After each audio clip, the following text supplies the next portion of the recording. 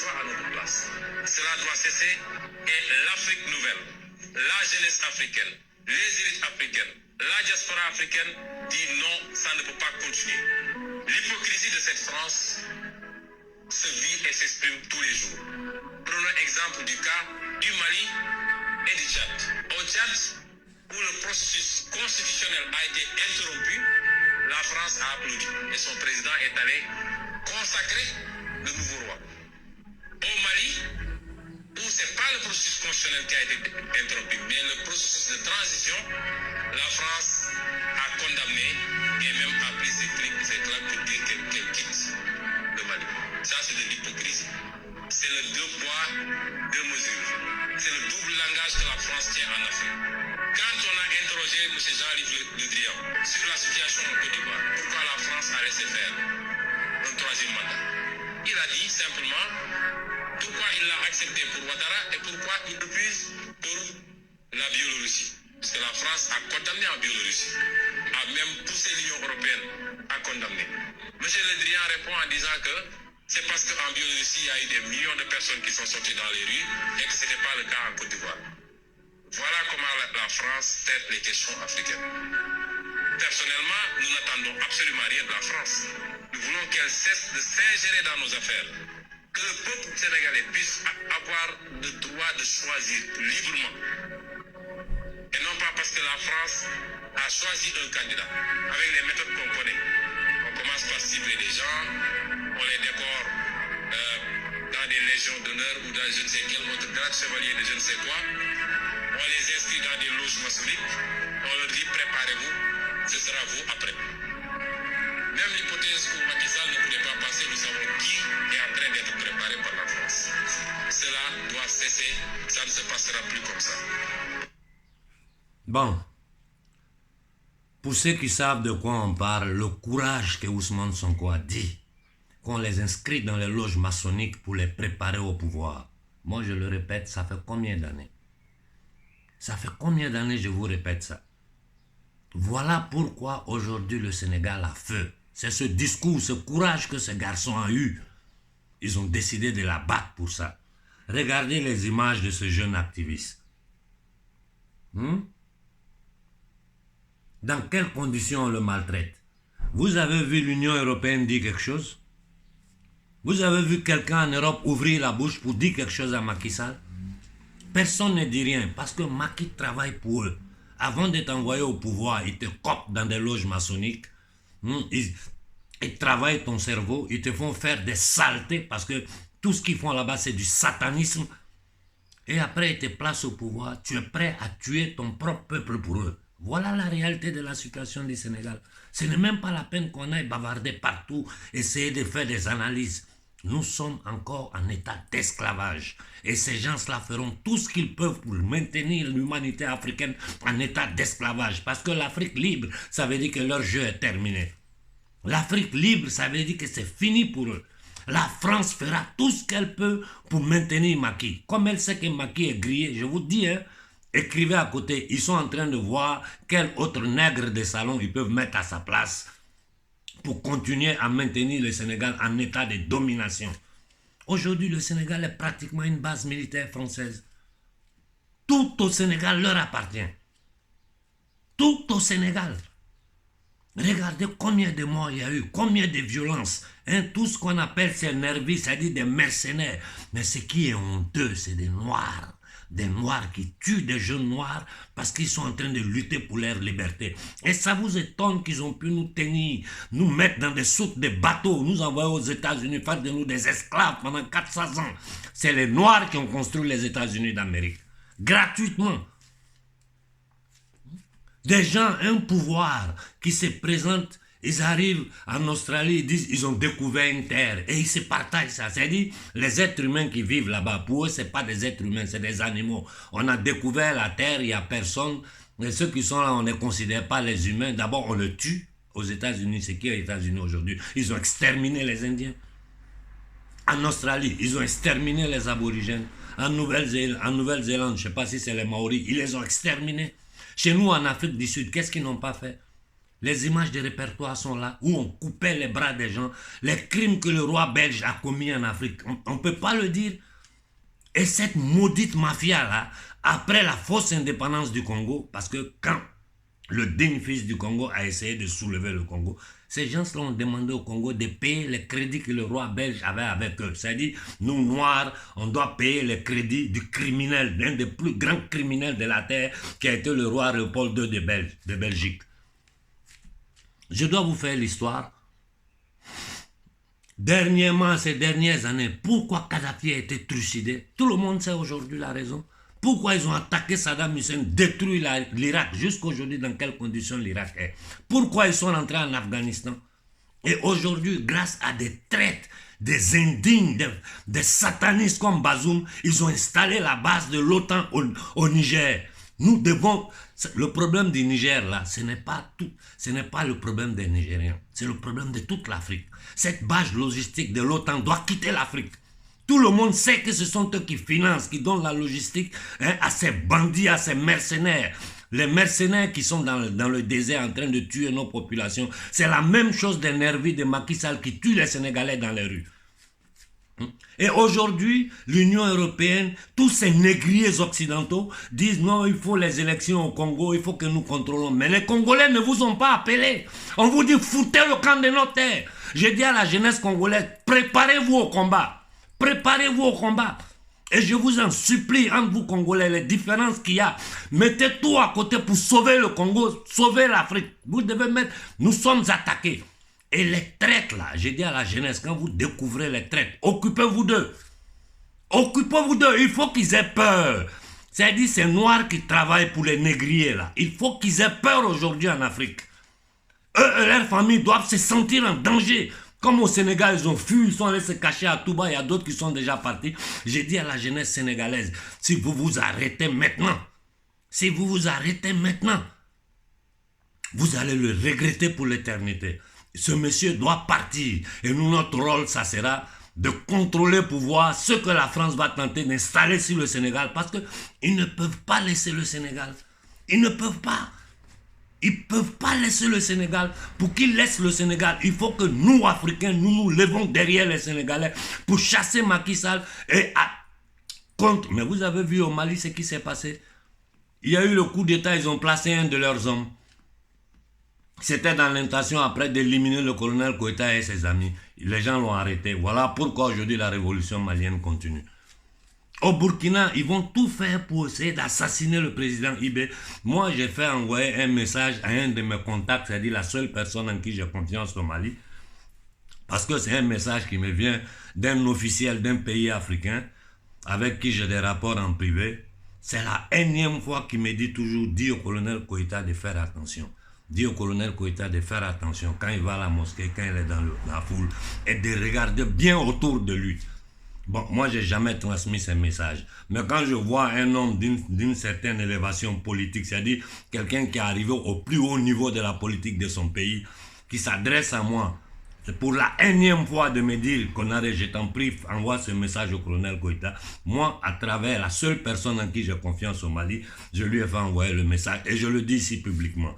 Je profite pour dire à la France, jusqu'aujourd'hui, nous n'avons rien fait. Si vous tentez à la vie du colonel Koïta ou du capitaine Ibé, c'est que nous allons vous montrer, c'est que vous négriez, c'est qu'on va vous montrer, ça va vous dépasser. Et dans cette histoire du Congo là, ils n'ont aucun droit. C'est-à-dire ces gens-là nous traitent comme des singes, comme des incapables, comme des idiots, parce qu'ils ont effacé l'histoire de l'Afrique, de l'histoire de l'humanité.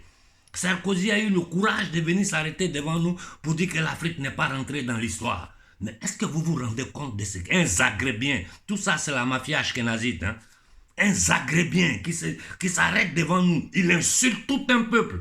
Et puis il est là tranquille. Il a assassiné Kadhafi, il se promène, on le condamne pour corruption. Mais pour avoir assassiné Kadhafi, on le félicite.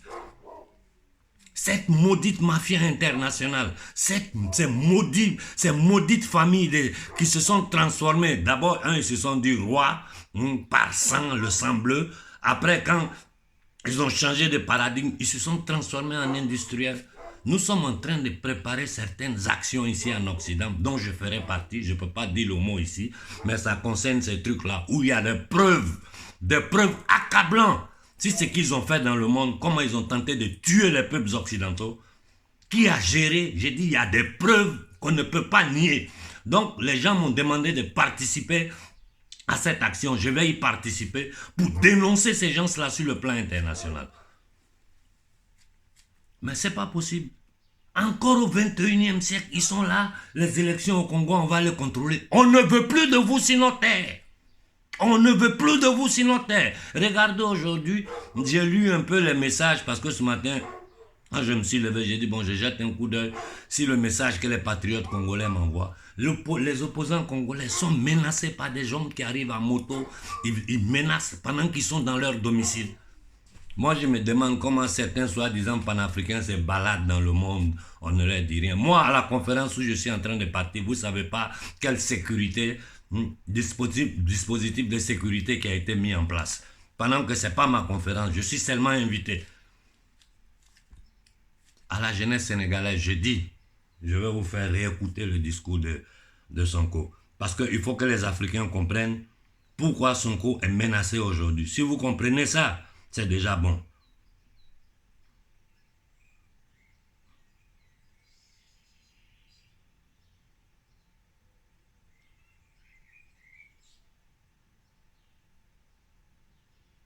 Fait de traite humaine, de colonisation et aujourd'hui de néocolonisation, cela suffit. Au nom de quoi la France doit pouvoir continuer à nous imposer des dirigeants.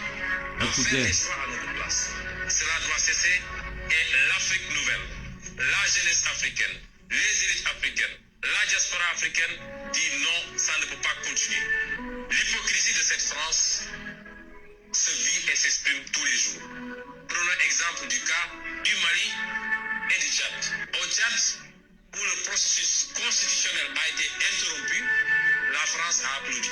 Préparez-vous, frères tchadiens, on va dégager ce petit voyou. On va le dégager. Au Mali, au Niger, préparez-vous. Constitutionnel qui a été interrompu, mais le processus de transition, la France a condamné et même a pris ses claques pour dire qu'elle quitte le Mali. Ça, c'est de l'hypocrisie. Elle n'est jamais partie. C'est le double langage que la France tient en Afrique. Quand on a interrogé M. Jean-Yves Le Drian sur la situation en Côte d'Ivoire, pourquoi la France a laissé faire un troisième mandat, il a dit simplement pourquoi il l'a. La France en Côte d'Ivoire a laissé faire parce que la France a fait un coup d'État en Côte d'Ivoire, déporté le légitime président et installé un gangster qui vient du Fonds monétaire international, c'est-à-dire cette banque de la mafia ashkénazite de propriété de la famille Rothschild. Je vous dis, si vous voulez comprendre, il y a un bouquin ici, je vais vous le présenter. Excusez-moi une minute.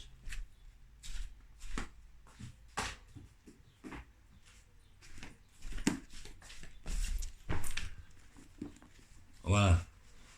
Ça, c'est un livre que tout Africain doit lire. Tout Africain doit lire ce bouquin-là. Histoire secrète de l'oligarchie anglo-saxonne, préfacé par Pierre Hillard. Tout Africain doit lire ce bouquin-là. Vous allez comprendre la vraie essence de ce pouvoir. Comment nous sommes dans cette situation. Qui sont les pouvoirs derrière tout ça. Continuons à écouter Sonko. Pour Ouattara et pourquoi il refuse pour la Biélorussie. Parce que la France a condamné en Biélorussie. A même poussé l'Union européenne à condamner. Monsieur Le Drian répond en disant que c'est parce qu'en Biélorussie, il y a eu des millions de personnes qui sont sorties dans les rues et que ce n'était pas le cas en Côte d'Ivoire. Voilà comment la France traite les questions africaines. Le Drian, c'est un des plus grands criminels de la terre. Nous voulons qu'elle cesse de s'ingérer dans nos affaires. Que le peuple sénégalais puisse avoir le droit de choisir librement. Et non pas parce que la France a choisi un candidat avec les méthodes qu'on connaît. On commence par cibler des gens, on les décore dans des légions d'honneur ou dans je ne sais quel autre grade chevalier de je ne sais quoi. On les inscrit dans des loges maçonniques. Vous avez compris? Préparez-vous, ce sera vous après. Même l'hypothèse où Macky Sall ne pourrait pas passer, nous savons qui est en train d'être préparé par la France. Cela doit cesser, ça ne se passera plus comme ça. Voilà. Ils sont déjà en train de préparer quelqu'un à la place de Macky Sall parce qu'ils savent qu'il est grillé. Donc, je dis à la jeunesse, au peuple sénégalais, ayez un peu de dignité. Ayez un peu de dignité. Parce que vous êtes un des peuples qui a subi le plus. Vous avez oublié les événements de Tiaroy où on a tué des Sénégalais qui sont allés combattre pour la France, simplement pour leur dû, et on les a mis dans des fosses communes. La guerre du Biafra au Nigeria, qui est derrière ça? Ce sont les mêmes. Le génocide du Rwanda, ce sont les mêmes. Des assassins, un agent de la CIA comme Kagame, qui est assis là tranquille, personne ne lui dit rien. Et ils disent que c'est un panama. Écoutez, jeunesse sénégalaise, finissez ce travail avec Macky Sall. Et celui qui vont tenter de mettre à la place de Macky Sall, c'est là la France va comprendre que l'Afrique d'aujourd'hui et l'Afrique d'hier, ce n'est plus la même chose. J'ai dit au Congo, ne permettons pas à ces nazis de mettre la bouche dans nos trucs d'élection. Et d'ailleurs, les militaires congolais, avec un peu de dignité, mettez-vous sur pied. La Russie est là pour vous aider. Il y a beaucoup de pays qui sont prêts à nous aider. Et il faut foutre l'ONU dehors. Je vous ai dit, l'ONU n'est rien d'autre que le temple mondial de la maçonnerie satanique. Et les Américains utilisent l'ONU, c'est-à-dire les Occidentaux, ils utilisent l'ONU pour légitimer leur banditisme dans le monde. Un temps, c'était la religion, ils venaient au nom de Dieu pour civiliser des sauvages. Alors que ceux qu'ils appellent sauvages, là, les connaissances, la culture qu'ils ont, ces gens-là ne savent même pas ce que ça signifie. L'Égypte antique noire, regardez les mensonges qu'ils sont en train de faire. Il ne faut pas. Ils ont peur ceux-là, ils ont peur de l'humanité africaine. Leur plus grande peur, c'est ça. Voilà pourquoi nous avons subi toutes ces violences. Nous encore, on a pu résister. Aujourd'hui encore, nous résistons. En Amérique, les Indiens, ils les ont exterminés. Le peu qui reste là, ils les ont parqués dans des réserves. En Australie, c'est la même chose. C'est la même chose. Donc, jeunesse africaine, je vous dis, nous sommes en train de lutter pour votre futur. Nous, ici en Occident, notre part, on le fera. Je suis en train de sortir là, c'est pour aller parler, tout le monde va m'écouter. Je ne sais pas si ce qui peut m'arriver là-bas, mais j'ai pris les dispositions. Vous, sur le territoire, après tous les crimes que Macky vient de commettre là, non, si vous le laissez au pouvoir, ça veut dire que ces gens-là ont raison de nous considérer comme des inférieurs, c'est-à-dire des gens qui ne sont pas capables, qui ne veulent pas la liberté, qu'eux doivent dominer, piller. Nos enfants sont dans les bateaux. Ici en Occident, on est humiliés. Mais c'est-à-dire, un homme noir, quand il regarde certaines choses, tu te dis, mais ce n'est pas possible. C'est minable que vous appelez intellectuel en Afrique. Je dis bien, c'est minable, c'est misérable que vous appelez intellectuel en Afrique. Ils ont la gueule fermée parce qu'ils ont le ventre plein. Je dis ce que vous appelez président là. Vous vous rappelez quand, pendant la Seconde Guerre mondiale, quand ils ont fait les camps de concentration, flanquer les juifs dedans, les gazifier, les maltraiter là. L'Afrique, là, c'est la même chose à échelle continentale. Ce que vous appelez président, c'est ce que dans les camps de concentration, on appelait les capots, c'est-à-dire des juifs qui étaient prêts à livrer leurs propres frères pour avoir des avantages, pour vivre bien dans le camp. Voilà notre réalité. Cette histoire de Congo, là, l'Europe doit enlever sa bouche dedans. Vraiment, il est temps que nous prenions nos décisions sérieusement. S'il faut mettre à terre tout ce qui représente les multinationales, pas seulement françaises, de n'importe quel pays occidental en Afrique, il faut que nous soyons prêts à le faire. La seule chose que je vous dis, ne touchez pas un citoyen européen. Je sais pourquoi je vous dis ça. Moi, je vois ce qui est en train de se passer en Europe ici. Vous ne le savez pas, la barbarie qu'ils sont en train de faire sur les Français, les Italiens, les Allemands, les Hollandais.